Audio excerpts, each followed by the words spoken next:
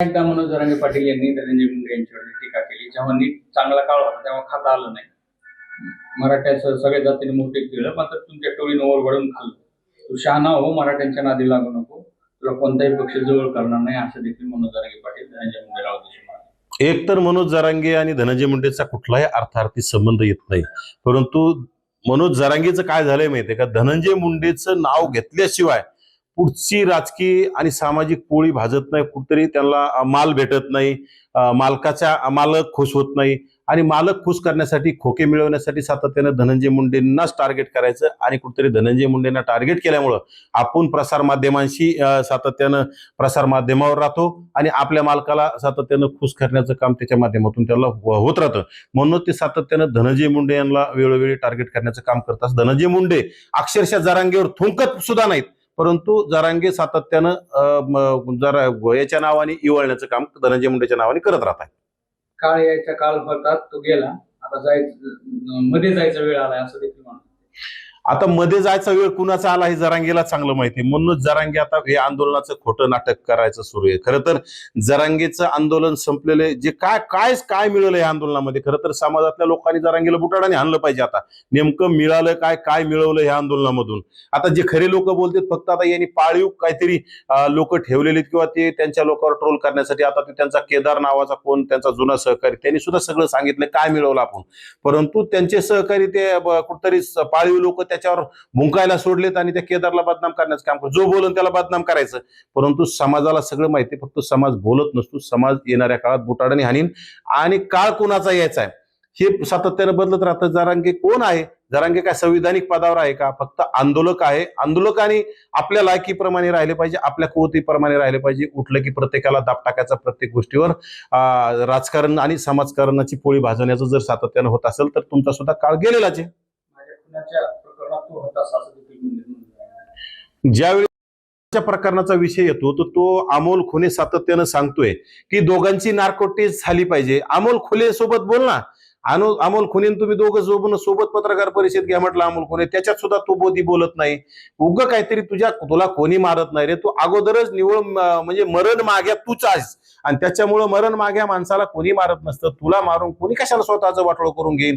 तुला म्हणजे चिलट चावलं तरी तू दवाखान्यात जाऊन पडतोस, त्याच्यामुळे तुला मारायची गरज नाही. तुझ्या कर्माने तू एक दिवस मारणारच आहे. त्यामुळे जरांगेला कोणी मारल, जरांगीच्या मारण्याच्या सुपाऱ्या कोणी देईन असं आमच्या लोकांमध्ये नाही, आमच्या नेत्यामध्ये नाही, आमच्या कार्यकर्त्यामध्ये नाही. जरांगेमध्ये तरी ती वृत्ती आहे की जो कोणी बोलल त्याच्या गाड्या जाळणे, त्या कोणा कार्यकर्त्यांचे दुकानं जाळणे, कोणाचे दुकानं फोडणे, कोणाला धमक्या देणे, मारहाण करणे, ही वृत्ती जरांगेच्या झुंडशाहीमध्ये, आमच्या ओबीसीच्या नेत्यामध्ये, ओबीसीच्या कार्यकर्त्यामध्ये आणि ओबीसी समाजामध्ये अजिबात नाहीये. 29चं आंदोलन फक्त आता हे जे मागचं सगळं दिशाभूल झाली लोकांची, आणि प्रत्येक वेळी काहीतरी सांगायचंय आमच्या 58 लाख नोंदी, 58 लाख नोंदी. आता पहिल्या दिवसापासून 58 लाखच नोंदी सांगताय. एकनाथ शिंदेने 58 लाख नोंदी दिल्या, मग तुम्ही काय केलं? एकनाथ देऊन काय केलं?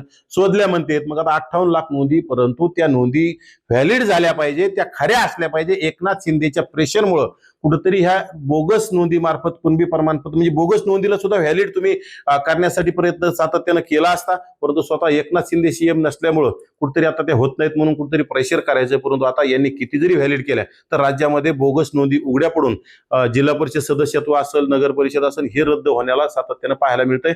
अनेक ठिकाणी हे प्रमाणपत्र रद्द व्हायला सुरुवात झाली आहे. काही दिवसापूर्वीच म्हणले की 58 लाख नोंदी कमी करण्याचं षडयंत्र सरकारकडून होते. काय करेल? नोंदी असल्या पाहिजे ना. नोंदी असल्या तर कमी कुठलाच करता येणार नाहीत. राज्यामध्ये मनोज जरांगेला जरी मुख्यमंत्री केलं तर नोंदी नसल्याच तर तुम्हाला त्या कुठून आणता येतील. आणि एखाद्या वेळेस 58 लाख नोंदी असल्या तर मनोज जरांगेचा बाप जरी सीएम असला तर त्या 58 लाख नोंदी कमी करता येत नसतील. ज्या असतील त्या देतील.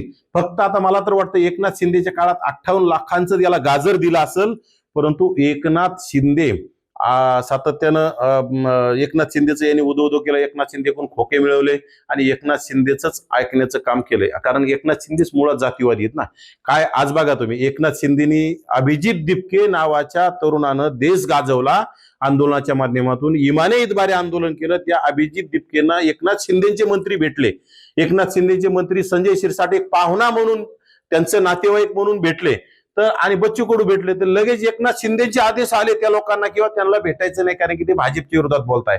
मग हा जरांगे सातत्यानं मुख्यमंत्र्यावर गरळ ओकण्याचं, मुख्यमंत्र्याच्या पत्नीवर, मुख्यमंत्र्याच्या आईवर, मुख्यमंत्र्याच्या मुलीवर एकदम गरळ घाली गलिच्छ भाषेत टीका केली. त्यावेळेस एकनाथ शिंदे काय झोपले होते का?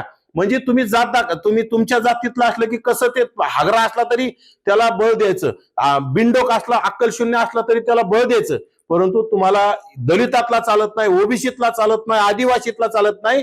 हे सरासरी जरांगे आणि एकनाथ शिंदेपासूनच राज्याला माहीत झाले. आणि येणाऱ्या काळात खरं तर मी तर म्हणतोय संजय शिरसाटांनी ही गोष्ट ध्यानात ठेवली पाहिजे.